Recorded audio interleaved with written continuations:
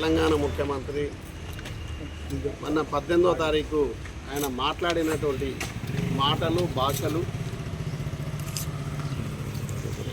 ఈ విధమైనటువంటి ఈ తెలంగాణని ప్రశాంతంగా ఉన్న తెలంగాణని ఒళ్ళకాడు చేయాలని ఏ విధమైనటువంటి దురుద్దేశంతో మాట్లాడిందో మీరందరూ కూడా గమనిస్తూ ఉన్నారు. ఈ తెలంగాణ ప్రజలందరూ కూడా గమనిస్తూ ఉన్నారు.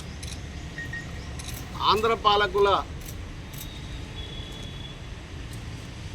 నాలెడ్జ్ తోటి మరి ఆనాడు కేసీఆర్ గారు 2001లో మరి తెలంగాణ వస్తేనే తెలంగాణ బాగుపడుతుంది, తెలంగాణ తేవాల్సిందే, చావుకు పోయైనా తెలంగాణ తేవాల్సిందే అని మరి పోరాటం చేసి చావు అంచుల్లోకి పోయి మరి తెలంగాణని ఢిల్లీలో ఉన్నటువంటి కాంగ్రెస్ పెద్దల మెడలు వంచి తెలంగాణ సాధించినటువంటి వ్యక్తి కేసీఆర్ గారు. మరి అది మనందరూ కూడా తెలుసు. వచ్చిన తెలంగాణలో ఏ విధమైనటువంటి అభివృద్ధి జరిగిందో మనందరూ కూడా తెలుసు.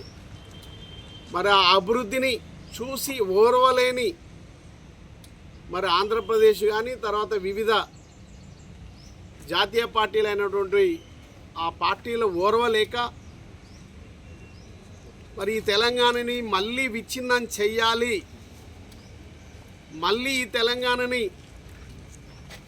మళ్ళీ ఆంధ్రప్రదేశ్గా సృష్టించాలి, ఈ తెలంగాణలో అలజడి సృష్టించాలి అనే ఆలోచనలతోటి మరి ఒక కంకణం కట్టుకొని ఈ తెలంగాణని మరి రేవంత్ రెడ్డి గారు మరి వచ్చిన 2 సంవత్సరాల నుంచి నానా దుర్భాషలతో కేసీఆర్ని నోటికి ఎంత మాట వస్తే అంత మాట, ఎంత అగౌరవమైనటువంటి మాట వస్తే అంత అగౌరవమైనటువంటి మాట మాట్లాడుతున్నటువంటి సందర్భాన్ని ఈ తెలంగాణ ప్రజలు గమనిస్తూ ఉన్నారు.